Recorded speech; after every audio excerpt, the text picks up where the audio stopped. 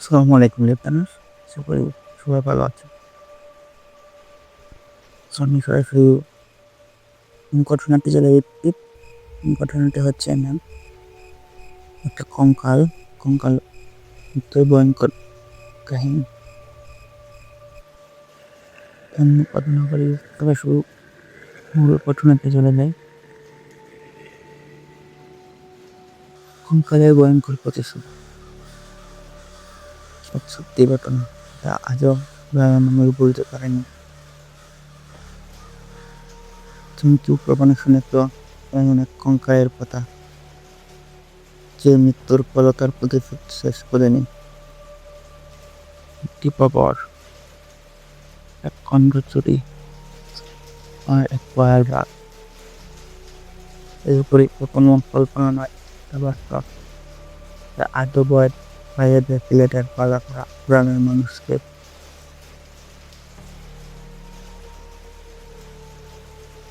ঘটনাটি 2001 সালের দিকে সিলেটের দক্ষিণে এক অজপাড়া বালাপাড়া গ্রামের পাঁচপত্র কঙ্কাল। নাম ছিল সুজিত। লোকজনটা প্রতাপরা সুজিত বলে থাকছে। সে পরের বাহিরে গ্রামে কাপা পচা খাবার আর তারপর দেখা যেত পুরাতন কবরস্থানের আশেপাশে। কিন্তু প্রধান কোনো সুজিত ছিল শুধু কঙ্কাল, এক নতা কাণ্ডতন্ত্রবিদ। তার অংশে চিন্তায়নের ইতিহাস ছিল। একদিন গ্রামের ধনী লোক হাজির হবে চারদিককে মারধর করে তাড়িয়ে দেয়। সুরুৎ সবার সামনে চিৎকার করে বলে, আমি মরলে আমার যদি পবিত্র করতে একটা অন্যায়ের রক্ত দেখা দেবে।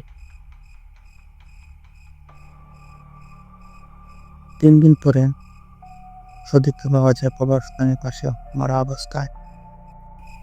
তার পাশে ছিল তার ধরা ছোট্ট একটা ছবি। সিংহাতি শুরু হওয়ার পয়েন্ট ঘটনা হাজি রফিকের বাড়ির দরজার কাছে রয়েছে ছিল হাজি রফিকে বাসায় দরজার মধ্যে আছে তার তার বুড়ো বাজার বেলা কুচিয়ে হত্যা করা হয়। 6 মাসে এক রাতে হাজি রফিক পাওয়া যায় মৃত অবস্থায়। সবটুকু বের হয়ে গেছিল কলাপাটা, আর তার বুক লেখা শুধু পিছায় শেষ হয়নি।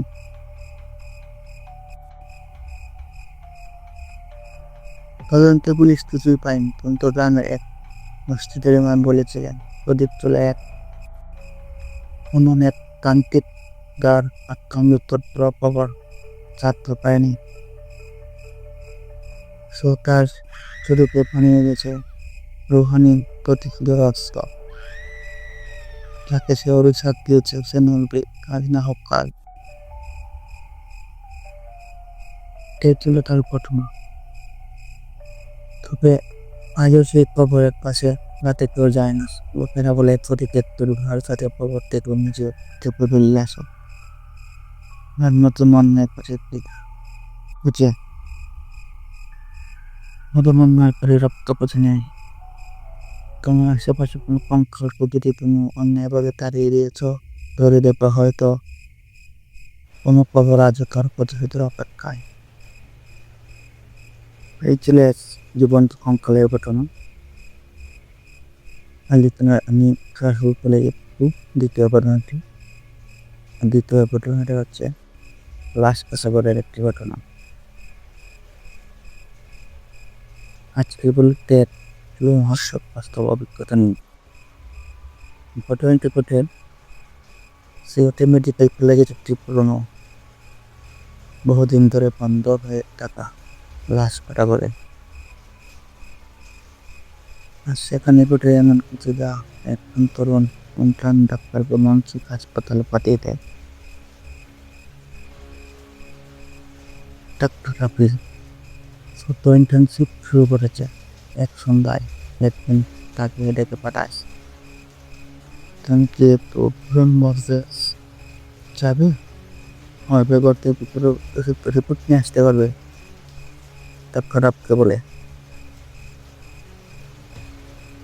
ডাক্তার সাহস করে রাজি হয়ে যায় কিন্তু জানতো না ওর যেমন চিরদিনের মতো বদলে যাবে। ডাক্তার আপি মরপের উপরের দরজা খুলতে না প্যাঁচা পচা গন্ধ, তার পাশে অন্ধকার, দেয়ালে ছাই আর পাতা থমকে আছে যেন একটা মায় কাপড়ে মোড়ানো কিছু পরে আছে। হঠাৎ ডিপ পৃষ্ঠা নিজে নিজে খুলে দেয়, একটা নারী কণ্ঠ শোনা যায়, আমার শরীর ফেরত দাও। তাকে তো হতভম্ব, চোখের সামনে ঠেচার আর তার পাশে রক্তে লেখা আমি মরিনি, আমাকে কেটে ফেলা হয়েছে। সাথে সাথে আলু নিভে যায়, দরজা বন্ধ, রাপি এখন পরে বন্দি, এজন্য শোনা যায় ধাতব যন্ত্রপথে পড়ে যাওয়ার শব্দ। কার পরে এক ঠান্ডা হাত কলা চেপে ধরে থাকে, শুনতে শুনতে পায় তুমি দেখেছ আমাকে, এখন তুমি মৃত্যু পাবে না। কাকু অজ্ঞান হয়ে যায়। পরের দিন সকালে নিরাপত্তা কর্মীরা দরজা ভেঙে ঢুকে দেখে রাপু অচেতন অবস্থার মাটিতে পড়ে আছে। মুখে একটাই কথা বলছে বারবার, হয় কোনো পরীক্ষা নিয়েছে। আমি ওর ঠান্ডা হাত এখন অনুভব করি, শুনবে নাই। পরে ঘটনাটির খবর নিয়ে জানা যায় যে 1997 সালে এক নারী রুগীকে ভুল করে মৃত ঘোষণা করে কেটে ফেলা হয়েছিল ইলিয়াস কাটাগড়ে। দুর্ঘটনার পর থেকে ইলিয়াস কাটাগড়টি বন্ধ ছিল। তাহার আজকে এখনো সেই লাশিপের মধ্যে ঘুরে বেড়ায়। আপনারা কি বিশ্বাস করে আপনারা বেরিয়ে আসে মন্তব্য জানাতে ভুলবেন না। এই ধরনের আরো ভয়ঙ্কর কাহিনীর জন্য সাবস্ক্রাইব করুন আমাদের চ্যানেল। আবার দেখা হবে এক নতুন আতঙ্কের সাথে। দ্বিতীয় ঘটনা, এটা একটা ইনিং তো যেভাবে লিখেছেন ঠিকভাবে পড়াশোনা করার চেষ্টা করবে।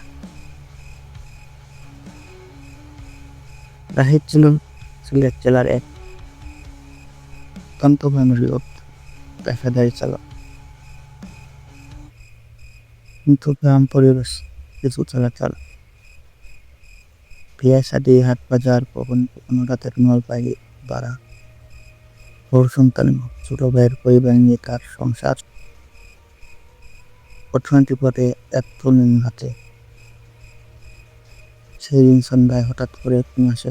পাশের প্রাণের প্রোগ্রাম জমিদার বাড়ি থেকে একটা মালামাল নিয়ে যেতে হবে তাকে মজুরি ভালো, তাই তার সাথে রাজি হয়ে যায়। গাড়ি নিয়ে বেরোয়। কাজকর্ম তার মা হাত কান করে বলেছিল তাতে। তার মা তাকে বলেছিল এই রাস্তায় যাবি না, কত কত শোনা যায়, গাছের তলাটায়ও তাকে থাকছে, উঁচু নিয়ে আর নামেন না। হাসের কারমার কথা শুনে উঠে উঠে দেয়। বুকের ভয় দেখায় মা। এখন তার দিন অন্ধকার ঘুম পথ একটা অনেকটাই নির্জন। রাত থেকে ধান খেত, মাঝে মাঝে কিছু পোকার শব্দ, এক লাইটের আলোয় কুয়াশা কেটে সামনে করছে চাষিদের পুরোনো পিকআপটা। চাষিদের গান ছেড়ে রেখেছিল, কিন্তু হঠাৎ করে গ্যাসের প্লেয়ারটা বিকট শব্দ করে বন্ধ হয়ে যায়। তরুণে তার সামনে দেখতে পায় একজন মহিলা ড্রাইভার, সাদা শাড়ি, মাথা নিচুর, চুলগুলা চড়ানো চিঠুনো, পেট বসে গাড়ি থামে কাছে। মহিলার মুখ স্পষ্ট নয়, কুয়াশার ভেতরে ধোয়ার মতো ঝাপসা। আশা বলল, আপনি কোথায় যাবেন? আমি আর কিছু না বলে প্যাসেঞ্জারের পিছু ওকে পাশে কাছে চলতে শুরু করে, কিন্তু পাশেদের কোপড়ের ভিতর কোনো অঞ্জনা তকপক তকপক করতে থাকে। বেসমেন্ট তাকিয়ে সেটু কোনো জানি গাড়ি হঠাৎ বন্ধ হয়ে যায়। রাস্তার মাঝখানে পাশে বিশাল একটা বট গাছ, পেছনে শেয়ালেটা গাছের পিছনে বনে ফেলে দেখে সব কিছু ঠিকঠাক। হঠাৎ পিছন থেকে একটা কণ্ঠ, আমি অপরাধ, আমি রাসব ঘুরে দেখাতে চাই, কিন্তু গলা শক্ত হয়ে যায়। তখন তার চোখ করে গাড়ির চাঁদের দিকে একটা সাদা ছায়ামূর্তি ছাদের উপরে বসে, মাথা নিচু করে লম্বা চুল রেগে দেখেছে, কিন্তু সে হাসছে বিপরীত ভাবে হাসলো তার হর্ষ হেপন বদলে গেছে কাপড়তলায় রাসব বলল, তুমি কে? রাসব জিজ্ঞেস করলো, কে তুমি? ছায়ামূর্তি আস্তে করে বলল, তো তুমি আমার মতো হবি রে, পাশে পড়ে কাঁদবো, ও তো লাশ করে হবে না। হঠাৎ করে পিকআপ তিন দিন নিত্য স্টার্ট নেয়, লাইট চলে ওঠে, কিন্তু আলো টিপিয়ে পড়েছে সামনে রাস্তায় না, বরং বট গাছের উপরে। সেখানে একটা ঝুলন্ত দেহ দেখা যাচ্ছে, এক নারীর মৃতদেহ, গলায় দড়ি, টটপটে বেরিয়ে এসেছে, ঝুঁকলা রক্তে রঞ্জিত। আহিত চোখ কেউ, সে আর চিৎকার করতে পারে না। তখনই চার থেকে একটা প্রস্তুত কাজ, তুই আমার যাত্রী নস, তোর সময় এখনো হয়নি। আচমকা বিদ্যুৎ চমকায় এবং সন্ধ্যেবেলা ডেকে যায়। পরের দিন সকাল, নেতাল প্রথমে দেবে রাজপথে প্রতাপটা রাস্তায় তাকে দাঁড়িয়ে, কিন্তু চালক দরজায় পড়া এক লাইট চলে রয়েছে। সিজিপুরে একটা সাদা সাদি টুকরা পড়ে আছে, লাল রক্ত ভেজা। রাজক ফিরে আসে 3 দিন পরে।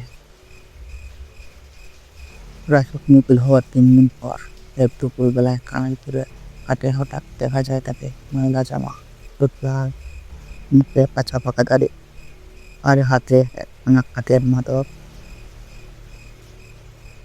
শহরের কানে দাঁড়িয়ে পাগলের মতো গান গাচ্ছিল। লোকজন ঘুষ করে, চিনতে পারে কেউ পায়, কেউ একজন তাকে দৌড়াদৌড়ি করে বাড়ি নিয়ে আসে। মা থেকে বুক পাশায়, কিন্তু রাহেব কিছু বলে না, চুপচাপ সে তাকে দৃষ্টিতে হয়ে মনে। মাঝে মাঝে রাতে ঘুমের ভেতর থেকে চিৎকার করে ওঠে, সাথে বসে আছে, নাম চেনা সে, সে ছাদে বসে আছে। রাজশাহীর চাচা মামারা গ্রামের বই উঠে কেমনে হুইউজ কিছু ধোয়া করে পানিতে গিয়ে রাসব খাওয়ালেন। এরপরে 3 হঠাৎ রাসব মুখিয়েছে, মুখ্য পড়ল, আমি হারিয়ে গেছিলাম না, ও আমাকে ধরে রেখেছিল। রে ভাই, চাচা জিজ্ঞেস করলো।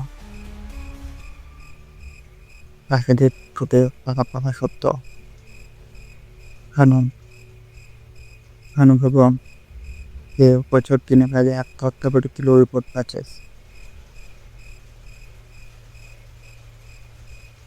উপরে পুরুষ লোকেরা জানে রান্নাকে প্রমাণ গল্প।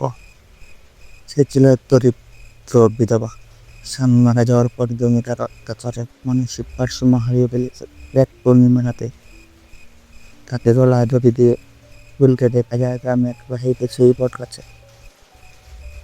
কারো পর থেকে যারা রাতে ওই রাস্তা দিয়ে যায়, তারা কেউ কেউ আর ফেরে না, কেউ কেউ ফেরে, কিন্তু আগের মতো থাকে না। রোড বললে শুধু গাড়ির উপর ছিল না, ওর নিয়ন্ত্রণ ছিল। তার সম্পূর্ণ নিয়ন্ত্রণ সে নিয়েছিল।